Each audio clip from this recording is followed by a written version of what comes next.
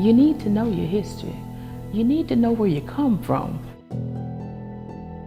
Tucked away in a quiet community near Plant City, where the Spanish moss hangs gently from the trees, and buildings are a reminder of an era long past, the hidden history of Bealsville lives on. The community is 153 years old, and that it was founded by 12 slaves that were merely newly freed.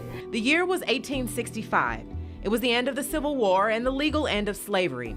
And while many slaves were sent out on their own with no aid, a local slaveholder helped her freedmen build a life. So the slave owner actually gave the land. And I don't think it was prime land either, but they made well of it. They really did. On this land, they built homes, a church, the historic Glover School. And today, descendants reap the benefits of the seeds their ancestors sowed into property ownership. A part of the American dream many African Americans have historically been denied. To own something when previously everything you had was taken away from you, or when you had to move as a slave. Those individuals who owned it originally had a love to, that this is mine, I'm going to keep it, I'm going to pass it on to my descendants. In Bealsville, most neighbors own their land during a time where black home ownership is only about 40%. A number economists say hasn't changed since 1968, partly due to discrimination.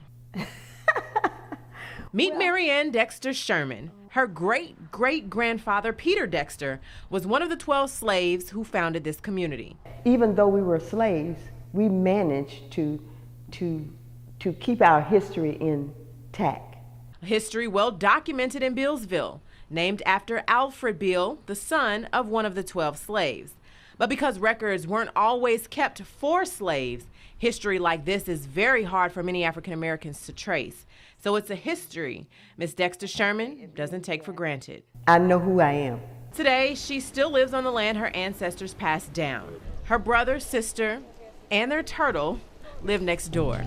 You need to know where you came from.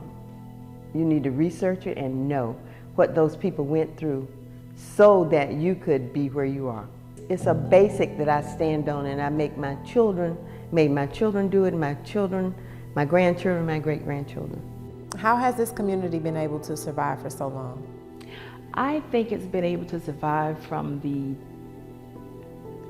the desire to retain the history and the struggle that the community had before obtaining the properties as well as maintaining the properties. Struggle Bealsville was determined to survive. We had the Ku Klux Klan that did a parade through. Setting bridges afire in protest of integrated schools. Well, we had lived out here all our lives and we never had anything like that happen. It was just like, what's your problem? Were you ever afraid?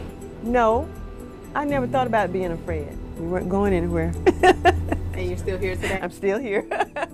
Still here, still thriving, still honoring the past of this special place called Bealsville, a past that's paved a way for generations to come.